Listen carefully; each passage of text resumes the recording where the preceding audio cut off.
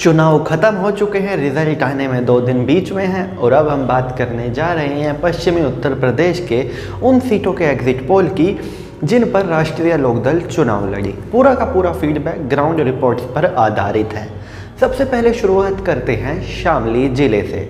शामली जिले में 3 विधानसभा सीटें हैं, इसमें से 2 पर आरएलडी लड़ी है। पहली सीट है शामली। शामली की सीट पर प्रसन्न चौधरी और तेजिंदर निर्वाल के बीच नेक टू नेक फाइट है। 50-50 का मामला है और 50-50 की सीट अक्सर देखा जाता है उस पार्टी के पास जाती है जिसकी सत्ता होती है। तो ऐसे में हम ये सीट दे रहे हैं बहुत ही कम मार्जिन से भाजपा को। दूसरी सीट है थाना भवन। थाना भवन हॉट सीट है क्योंकि गन्ना मंत्री चुनाव लड़ रहे हैं। गन्ना मंत्री के ऊपर आरोप था कि अपने ही मिल का पेमेंट नहीं करवा पाए, किसान नाराज थे और गन्ना मंत्री के सामने है आरएलडी के पुराने कार्यकर्ता अशरफ अली खान। 2012 में चुनाव लड़े थे, 400-500 वोटों के अंतर से हार गए थे। 17 में नहीं लड़े थे। 12 में जब लड़े थे तो उनके साथ अब्दुल वारिस सामने थे, तीसरे नंबर पर रहे थे, जिनकी वजह से वो चुनाव हार गए थे क्योंकि दोनों ने एक दूसरे की ही वोट काट ली थी। अब दोनों एक पार्टी में थे। अशरफ अली चुनाव लड़ रहे थे और पूरा समर्थन मिला अब्दुल राव वारिस का और इस सीट को काफ़ी आसानी के साथ अशरफ अली खान जीतते दिख रहे हैं। तो यहाँ पर शामली ज़िले में जो 2 सीटें हैं, वैसे तो आरएलडी 2 भी जीत सकती है, लेकिन हम 50-50 मुकाबले को भाजपा को देते हैं और एक सीट शामली ज़िले में आरएलडी जीतती दिख रही है। अब चलते हैं मुजफ्फरनगर की तरफ। बराबर का ज़िला है मुजफ्फरनगर। मुजफ्फरनगर में 5 सीटों पर आरएलडी लड़ी, 1 सीट पर सपा लड़ी। जिस सीट पर सपा लड़ी उस पर लड़े पंकज मलिक और वो सीट यकीनन फंसी हुई है क्योंकि उस सीट पर पहले ही कड़ा मुकाबला माना जा रहा था। बची हुई 5 सीटों की बात करें तो अगर एक मुजफ्फरनगर सदर को छोड़ दे, बाकी की 4 सीट आरएलडी आसानी से जीतती हुई दिख रही है। बुढ़ाना सीट पर थोड़ा कंपटीशन है, लेकिन उसको भी राजपाल बालियान जी की साफ छवि के कारण आरएलडी को फ़ायदा हो रहा है और ये सीट भी एंड में आरएलडी जीत जाएगी। वहीं मुजफ्फरनगर सदर की बात करें तो नेक टू नेक फाइट है यहाँ पर। इजी विन यहाँ पर बीजेपी को भी नहीं मिलेगी, लेकिन फिर भी हम ये सीट भाजपा को देते हैं। तो मुजफ्फरनगर में 5 सीट आरएलडी लड़ रही है, उसमें से 4 जीत जाएगी आसानी से, ऐसा हमारे एग्जिट पोल में सामने निकल के आया है। अब चलते हैं बागपत की तरफ। बागपत में 3 सीटें हैं, बागपत, बड़ौद, छपरौली।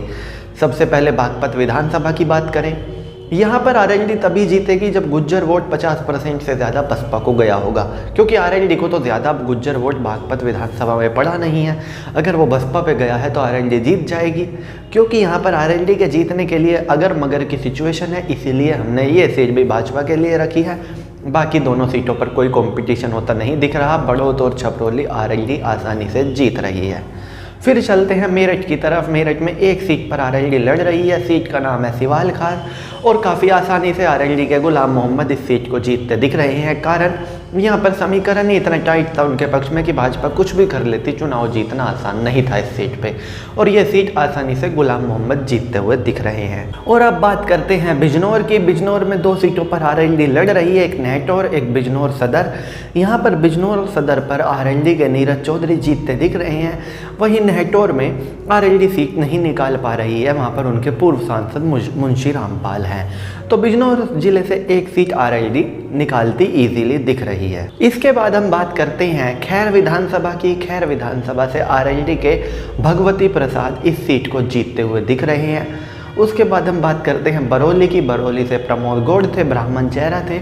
इसके बाद भी बरौली में कोई कामयाबी आरएलडी को मिलती नहीं दिख रही है और ये सीट बीजेपी आसानी से निकाल रही है। और इसके बाद बात करते हैं इगलास की। इगलास से आरएलडी के लिए लड़ रहे हैं बीरपाल सिंह दिवाकर और बीरपाल सिंह दिवाकर इस सीट को निकालते हुए दिख रहे हैं। आरएलडी ये सीट आसानी से जीतती हुई दिख रही है। सादाबाद की बात करें, सादाबाद में है प्रदीप चौधरी गुड्डू, लेकिन वो इस सीट को हारते हुए दिख रहे हैं और इस सीट को बीजेपी लेकर जा रही है क्योंकि उनके पास एक स्ट्रॉन्ग कैंडिडेट है, ब्राह्मण फेस है। इस सीट पर जाट तो अच्छे खासे हैं, लेकिन मुस्लिम उतने नहीं हैं और जो अदर वोट चाहिए वो अनफॉर्चुनेटली प्रदीप चौधरी गुड्डू को मिल नहीं पा रही हैं इस सीट पर, इसीलिए वो इस सीट को हार रहे हैं। और अब बात करते हैं छाता विधानसभा की। छाता विधानसभा पर बहुत ही स्ट्रॉन्ग कैंडिडेट थे आरएलडी के तेजपाल सिंह, लेकिन अनफॉर्चुनेटली उनको उनकी कम्युनिटी का उतना वोट नहीं मिल पाया है, जिस वजह से वो इस सीट को हारते दिख रहे हैं। गोवर्धन पे भी आरएलडी के बहुत स्ट्रॉन्ग कैंडिडेट थे। प्रीतम सिंह प्रमुख बहुत ही बड़ी आसामी के कैंडिडेट थे, लेकिन इसके बावजूद वो इस सीट को हारते दिख रहे हैं। फिर चलते हैं बलदेव की तरफ। बलदेव स्ट्रॉन्ग होल्ड आरएलडी का आरक्षित सीट है। यहाँ से आरएलडी के टिकट पर चुनाव लड़ रही थी बबीता देवी, और बबीता देवी इस चुनाव को जीतती हुई दिख रही हैं और बलदेव की सीट आरएलडी के खाते में जा रही है। और अब बात करते हैं आगरा ग्रामीण की। आगरा ग्रामीण से आरएलडी के टिकट पर चुनाव लड़ रहे थे मुकेश कुमार जाटव, लेकिन आगरा जिले में बीजेपी ने बहुत ही अच्छा चुनाव लड़ा है। यहाँ पर 1-2 सीटों को छोड़कर सभी सीटें भाजपा जीत रही है, और यह सीट भी आरएलडी इसी वजह से हार रही है। फिर आते हैं लोनी की तरफ। लोनी चर्चित सीट थी, नंदकिशोर गुर्जर यहीं से विधायक थे, सामने उनके थे बहुचर्चित बाहुबली विधायक पूर्व विधायक मदन भैया, और इस सीट को मदन भैया अच्छे मार्जिन से जीतते हुए दिख रहे हैं। हालांकि मदन भैया की कुछ वोटें निर्दलीय कैंडिडेट रंजीता धामा ने भी काटी, लेकिन इसके बाद भी मदन भैया इस सीट को जीतते दिख रहे हैं। उसके बाद हम बात करते हैं मुरादनगर विधानसभा की। मुरादनगर विधानसभा में आरएलडी के टिकट से चुनाव लड़ रहे थे गाजियाबाद के पूर्व विधायक सुरेंद्र कुमार मुन्नी, और इस सीट पे भाजपा आसानी से जीतती हुई दिख रही है। ये सीट अजीत पाल त्यागी जो भाजपा से विधायक है, सिटिंग एमएलए, उनके खाते में जाती दिख रही है। और अब बात करते हैं मोदीनगर विधानसभा की। मोदीनगर विधानसभा में आरएलडी के बहुत स्ट्रॉन्ग कैंडिडेट हैं सुदेश शर्मा। सुदेश शर्मा पूर्व विधायक भी रहे हैं, और इस सीट को वो जीतते हुए दिख रहे हैं, क्योंकि इस सीट पर आरएलडी का एक अलग लेवल का क्रेज देखने को मिल रहा था, खास करके ग्रामीण क्षेत्रों में और शहरी इलाकों में सुदेश शर्मा की अपनी अच्छी खासी वोट है, और यही कारण है कि वो जीतते हुए नजर आ रहे हैं। अब चलते हैं हापुड़ की तरफ। हापुड़ से आरएलडी के टिकट पर चुनाव लड़ रहे थे 4 बार के पूर्व विधायक गजराज सिंह, और वो इस सीट को आसानी से जीतते हुए दिख रहे हैं। वो पहले भी 4 बार विधायक रहे हैं, उनके क्षेत्र में अच्छी पकड़ मानी जाती है, और वो बड़ी आसानी से अच्छे मार्जिन से अपनी सीट निकाल रहे हैं। और अब चलते हैं जेवर की तरफ। जेवर से चुनाव लड़ रहे थे अवतार सिंह भड़ाना, और अवतार सिंह भड़ाना इस सीट को हारते हुए दिख रहे हैं। वैसे तो अवतार सिंह भड़ाना बड़ा नाम है गुज्जर कम्युनिटी का, लेकिन उनके सामने जो कैंडिडेट थे उन्होंने कोरोना काल में काफ़ी ज़्यादा काम किया, ज़मीन पर रहे, और बीजेपी के वो चुनिंदा विधायकों में से थे जिनके खिलाफ कोई एंटी इनकम्बेंसी नहीं थी। यही कारण है कि अच्छा चुनाव लड़ने के बाद भी अवतार सिंह भड़ाना इस सीट को हारते हुए दिख रहे हैं। अब चलते हैं बुलंदशहर की तरफ। बुलंदशहर सदर से आरएलडी के टिकट पर चुनाव लड़ रहे थे हाजी यूनुस।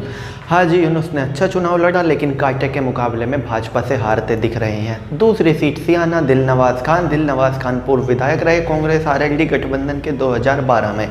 बहुत उन्होंने ज़मीन पर काम करवाया, और उनकी जो वोट है वो हर समाज में थी, लेकिन इसके बावजूद उनको उतनी वोट नहीं मिली जितनी मिलनी चाहिए थी, और वो भी इस सीट को हारते हुए दिख रहे हैं, बावजूद इसके कि उन्होंने बहुत ज़्यादा काम करवाया था अपने कार्यकाल में। शिकारपुर की सीट पर चलते हैं। शिकारपुर से आरएलडी के टिकट पर चुनाव लड़ रहे थे किरणपाल सिंह, और वो भी अपनी सीट कांटे के मुकाबले में हारते नजर आ रहे हैं। तो बुलंदशहर जिला अभी भी आरएलडी को कोई सफलता नहीं दे रहा है। बुलंदशहर एक पहेली बना हुआ है आरएलडी के लिए। जब से आरएलडी बनी है यहाँ पर उनका अच्छा खासा बेस वोट है, इसके बाद वो यहाँ से सीट नहीं जीत पाते, और ये बड़ी चिंता की बात है आरएलडी के लिए कि बुलंदशहर ज़िले में उनको उस तरह से कामयाबी नहीं मिल पाती जैसे बागपत मुजफ्फरनगर साइड मिलती है। और मुझे यकीन है कि जयंत चौधरी इस तरफ आने वाले वक्त में ध्यान जरूर देंगे। रामपुर मनिहारन भी आरएलडी के खाते में थी। यहाँ से चुनाव लड़ रहे थे विवेक कांत, और इस सीट को बसपा और भाजपा के बीच में फाइट माना जा रहा है, और कांटे के मुकाबले में बसपा जीतती नजर आ रही है। तो रामपुर मनिहारन भी आरएलडी हार रही है। अब बात करते हैं भाजपा की सबसे सुरक्षित सीट मेरठ कैंट, जिस पर आरएलडी ने चुनाव लड़ा। माना जा रहा था यह सीट भाजपा आसानी से निकाल लेगी, लेकिन मनीषा अहलावत ने बहुत अच्छा चुनाव लड़ा है। हालांकि कांटे के मुकाबले में फिर भी भाजपा अपने इस गढ़ को बचाती नजर आ रही है। और अब बात करते हैं फतेहपुर सीकरी विधानसभा की। आरएलडी के मजबूत नेता, अपने क्षेत्र में अच्छी पकड़ रखने वाले ब्रजेश शहर ने बहुत अच्छा चुनाव लड़ा, लेकिन जो अदर वोट चाहिए थी सीट निकालने के लिए वो अनफॉर्चुनेटली उन्हें नहीं मिल पाई है, ऐसा फीडबैक आया है, और इसीलिए वो इस बार भी विधायक नहीं बन पा रहे हैं, और ये सीट आरएलडी हार रही है। और सबसे आखिरी सीट जो आरएलडी लड़ रही है वो है खैरागढ़। खैरागढ़ से आरएलडी के रतन सिंह चुनाव लड़ रहे हैं, और वो इस सीट को जीतते नजर आ रहे हैं। तो ये उन सभी 33 सीटों का विश्लेषण था जिन पर आरएलडी चुनाव लड़ रही है।